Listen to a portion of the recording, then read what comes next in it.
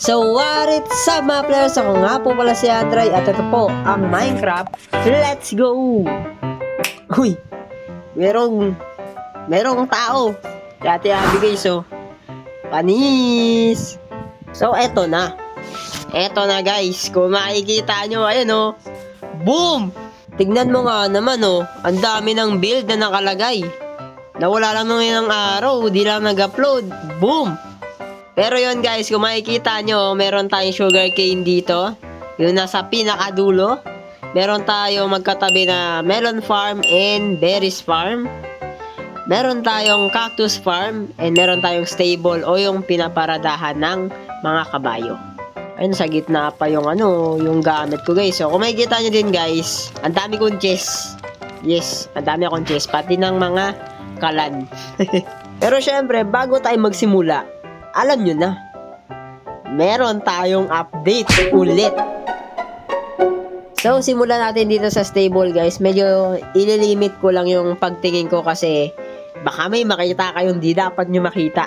So, ayan ang ating stable guys. Kung makikita nyo, is yan yung huli kong ginawa bago ko nag-upload or bago ko nag-record nito. Kasi gusto ko magkaroon ng paradahan ng mga kabayo, lalo na may kabayo na si Luis. Dahil may mga kabayo nga na dala-dala yung ibang players. So, gusto ko dito na lang nila ilalagay yon. Tinayo ko to kasi para meron tayong paparadahan ng mga kabayo para sa ibang players and sa kabayo ko rin para pag may dumadayo dito, hindi na nawawala yung mga kabayo nila. Lalo na si Luis guys, ang layo ng bahay ni Luis. Kung alam nyo lang. So, yan ang kanyang itsura. Meron tayong padaon dito sa loob para fresh naman dun sa loob. And, meron tayong mga fence dyan para di sila halo-halo pag may nakulong dyan. Muntik nang may makita. Guys, sad to say, namatay po si Niebe and sumabog kami sa creeper that time. Pero ako, nakasurvive dahil naka-armor ako. Pero si Niebe, wala siyang armor guys. Saddle lang ang meron siya, kaya ayun, sumabog siya. At pinalitan na natin si Niebe. Ang pangalan na ng bago nating alaga ay si Shadow. Yan.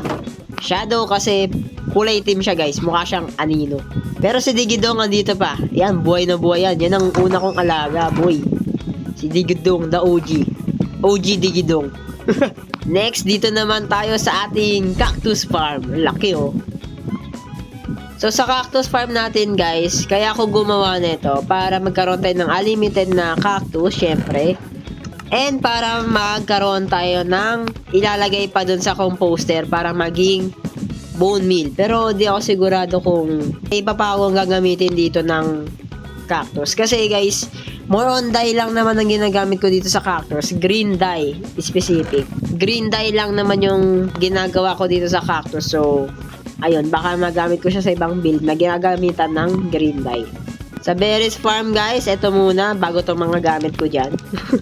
Kung makikita nyo guys sa berries farm, ang laki niya na 4 floors yan guys. 4 na palabag. So, ito yung pinakauna. Ayan o, isang diretso yan. Di ko alam kung ilang berries yung andito. Kasi di ko na sukat. Pero nabinibuild ko to, sukat ko yung kung ilan yung makukuha ko. Pero ngayon, nakalimutan ko na yun.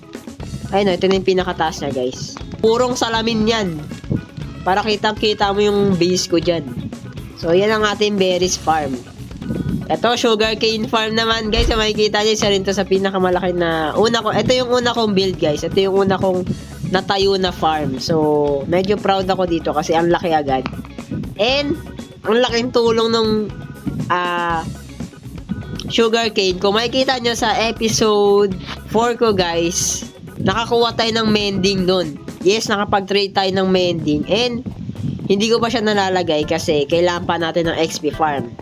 Gagawa rin tayo ng XP farm. Spoiler yon, pero hindi pa ngayon. Kaya ako nagtayo pala na itong sugarcane para panggawa ng papel and pang-trade dun sa villager. Yes, pagkagawa ng papel, yung papel na yun iti-trade ko sa villager para magkaroon tayo ng emeralds. And pag nagka-emeralds tayo, pwede natin gamitin yun, pambili ng mending din sa villager. So parang bumalik lang sa kanila yung emeralds. Sa berries pala, di ko nasabi kung ano yung purpose na ito. Itong sa berries natin guys, dami natin kalan dun Sa berries pala guys, kaya ako binild to kasi para syempre sa bone meal natin. Yun lang purpose niya.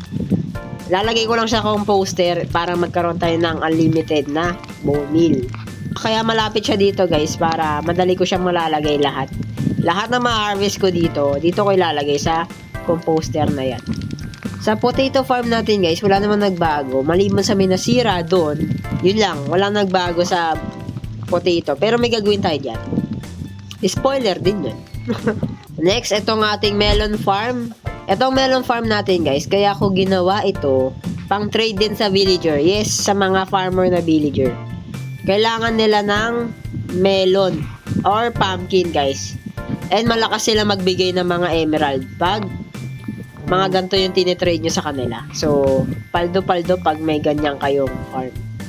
Pag ang goal nyo is kumuha ng mga emeralds. Sa mga puno ko guys, wala naman nagbago kung makikita nyo. Ito pala ay 25. Mali pala yung nasabi ko last time na 20. Ito 25 pala sila lahat. Dito din walang nagbago sa ating mga spruce, woods, ganyan.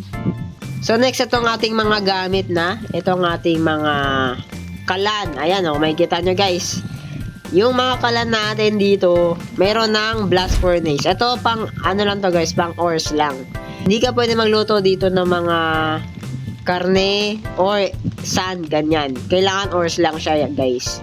Pero ang advantage naman nito, mas mabilis ka makapagluto compare dito.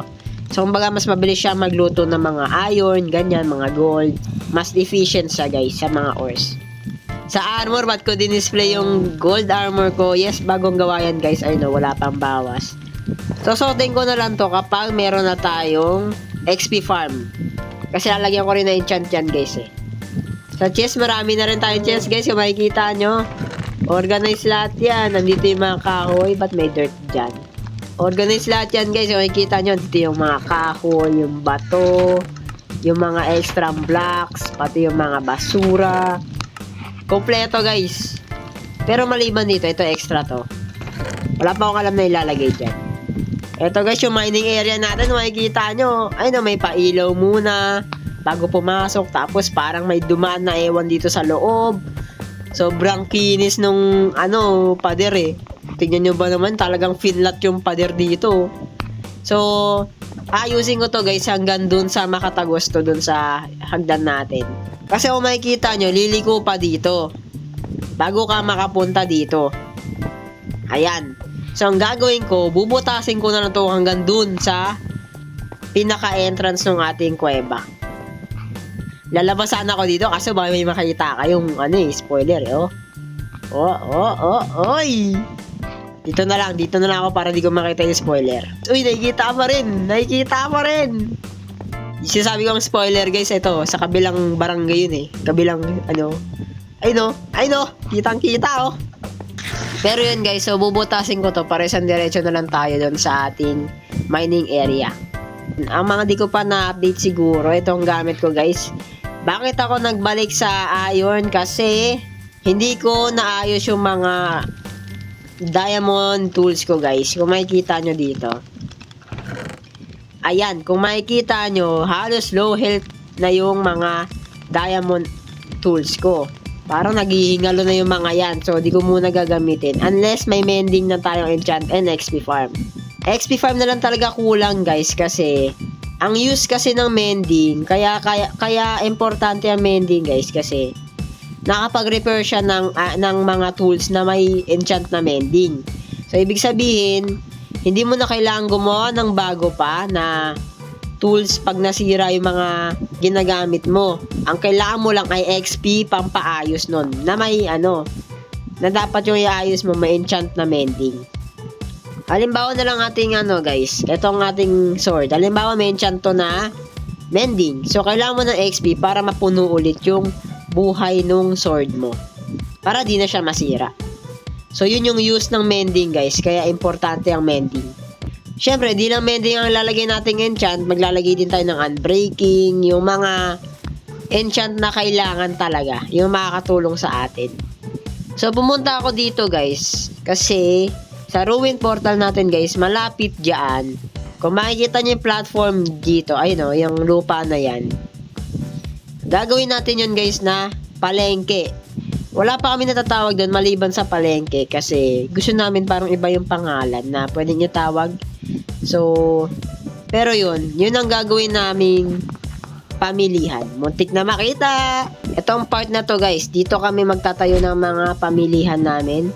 So, hinati namin to sa 3 kasi para patas yung lupa na magagamit namin sa pagbibuild ng mga tindahan. Di na ako magtatagal dito. Baka may makita pa kayo. Babalik na ako sa base ko. So, dahil nga may mga iba pa silang ginagawa, hindi mo tayo magbibigay ng update sa mga base nila. Kumbaga, kung gusto nyo malaman kung anong nangyari sa mga base nila, puntahan nyo mismo yung channel nila. So, balikan natin yung mga spoiler na nasabi ko. Una, itong sa potato farm natin. Ang plano ko dito, guys, is iuurong ko to. Kumbaga, maghuhukay ako dito sa ilalim ng lupa para extend yung ating farm. Yes, maglalagay pa ako ng iba pang halaman dyan na magagamit natin sa mga pang-trade, sa mga pagkain, or iba pa. So, yung isa XP farm, guys, yes, gagawa tayo ng ating sariling XP farm. Pero, kahit sino pwedeng gumamit nun. Isa pa pala, di ko nasabi, gagawa din tayo dito ng mga lava farm. Yes! Magkakaroon tayo ng lava farm. Una, panggusalina. Kasi ang lava, guys, ang pinaka-useful na gas pagdating sa mga pagluluto. Kasi marami naluluto ang lava, guys, bago mapatay yung mismong furnace or yung anything na pwedeng ginagamit na pangluto. Kasi, guys, sa pagkakalam ko, 200 items ang naluluto ng mga lava. So, sa isang lava bucket, 200 na mga ores or anything na lulutuin niya. Kasi ang coal, guys, ang naluluto niya lang is 8. Yung isang coal, hindi pa black. Iba din yung sa black. Mas marami yung black of coal na maluluto. Ganon din, may isa pa akong alam na pwedeng panluto. Pero sa dagat naman nakukuha yun, which is yung black of kelp yata yun. So, yun 20 naman yung naluluto nun. Pero sa lava, guys, 200 items ang pwedeng maluto. So, kanina pa ako dito sa mining area. Ito, guys, may papakita ako sa inyo. Isa rin to sa mga update pala. Ito yung epekto pag matagal na akong di nag-upload. Marami nangyayari sa base ko. Kaya nga nang sabi ko, dito sa cave, guys, may mga nagbago tulad itong tubig. Hindi na siya umaagos doon kasi isang diretso na lang to pababa. Ay no. Dire-diretso na lang to doon sa baba. So, another spoiler, may gagawin din pala ako dito. Parang gagawin ko is isang diretso na lang. Mula doon sa taas, hanggang dito sa baba, maglalagay ako ng parang water dyan. Para mas madali tayong makababa. Kasi malalim na tong cave natin eh. Nahihirapan na lang ako pabalik-balik sa taas. So, sa mga nakakaalala, ito yung ating in-explore dati. Kung naalala nyo, bumaba tayo dyan. And sa baba niyan, doon din ako nakuha ng mga diamonds. Pero, may nakalimutan tayong i-explore. Ito yung nakalimutan natin i-explore. Itong taas na part. Kasi dumiretso agad tayo sa pinakailalim. Pero yun, akyatin na natin to guys. Kung makikita nyo, wala nang spoiler dito. So, kahit saan, pwede na akong tumingin. Kasi property ko na to. Eto siya guys. So, malawak to actually. Na-explore ko na karamihan yung mga cave dito. Pero hindi pa lahat. May mga part pa ako na hindi ko pa nakikita. Eto, kung makikita nyo guys, meron ako nilagay dito na parang pahagdan na medyo tricky. Di man totally tricky, pero manageable. Eto guys. Ayan. Eto ng ating spider farm. Kung makikita nyo guys, may mga umikot na spider dyan sa loob. Ayun, yung mali na spider. Nag-spawn po yan ng mga gagamba. Unlimited gagamba. So, ibig sabihin, meron tayong unlimited na string and spider eye kung tutusin. Pag inayos natin to, pag ginawa natin siyang spider farm. Pwede tayong magkaroon ng spider farm. At ang magagawa nun is, sa string, pwede ka makagawa ng mga wool. Yes, 4 na string guys, isang wool na yon. And, pwede rin tayo makagawa ng bow, pwede rin tayo makagawa ng fishing rod. Marami pa guys, marami tayong magagawa sa string. Actually, nagagamit din ng string sa mga pang-build. Meron din ganap sa cave ng iba guys. Pero feeling ko sila na lang magpapakita nun para mas mapanood nyo kung ano yung mga video nila. Ay, may nakalimutan pa pala ako. Ito guys. Nagkaroon din tayo ng eto. Kung makikita nyo, may amethyst dyan sa loob. Yes, nakita rin po ako ng amethyst gaya nung kay Ate Abby. O, diba? May pa-amethyst tayo dyan, o. So, may unlimited amethyst tayo guys. Gumagana to kapag hindi nyo sinira itong may crack na block dito. Kasi dyan sila magtutubo guys. Dyan sila tutubo ng mga amethyst. So, wag nyo sisirain yung mga crack na parts na yan. Kung makikita nyo mga build natin kanina, sinabi ko na sa inyo eh. Pag nasimulan ko na mag-build, tuloy-tuloy na yon. Actually, marami pa akong i-build. Marami pa ako nasa plano guys. Pero, tinigil ko muna dun sa stable. Dun muna ako nag-stop. Parang kinalma ko muna. Okay, kalma muna. Magre-record muna. Update sa inyo, ganun. Pero yun. Yun lang ang mga update natin sa araw na to. Yun lang sila lahat. Actually, marami pa dapat kung isasama natin sa ibang players. Pero sa kanila na yun. Sila ang mag-upload ng kanilang nangyayari sa mga lupa nila. Pero gaya na sabi ko, yun lang naman mga update natin ngayon. And, meron pa palang isa. Ito, importante to guys. So, diba ito ang episode 6 natin. So, sa episode 7 natin guys, gagawin na natin itong base natin. So, abangan nyo yun. Abangan nyo yung next upload. Dahil mag-start na tayo ng base. At pag na-start na tayo ng base, gagawin na natin yung nether portal. Yan. Bubuksan na natin ang nether. Bubuksan na natin ang kabilang mundo. Yun lang naman yung mga nagbago sa base natin. And, nagulat kayo no. Ang laki ng pinagbago. Kung i-compare mo sa episode 4, tapos sa episode natin ngayon, ay ang laki ng pinagbago. Yung episode 5 natin, ang gawa pa lang dito nun, ito pa lang. Etong cherry pa lang natin guys. Hindi ko muna in-update sa inyo yun kasi gusto ko muna ipakita yung iba pang farm na gagawin ko pa. Tulad na itong melon farm natin dun sa pinakadulo, yung cactus farm, pati yung stables natin guys. Pero yun, maraming salamat sa panonood ng video na to guys. And magkita-kita tayo sa susunod na episode. Yun lang, bye-bye!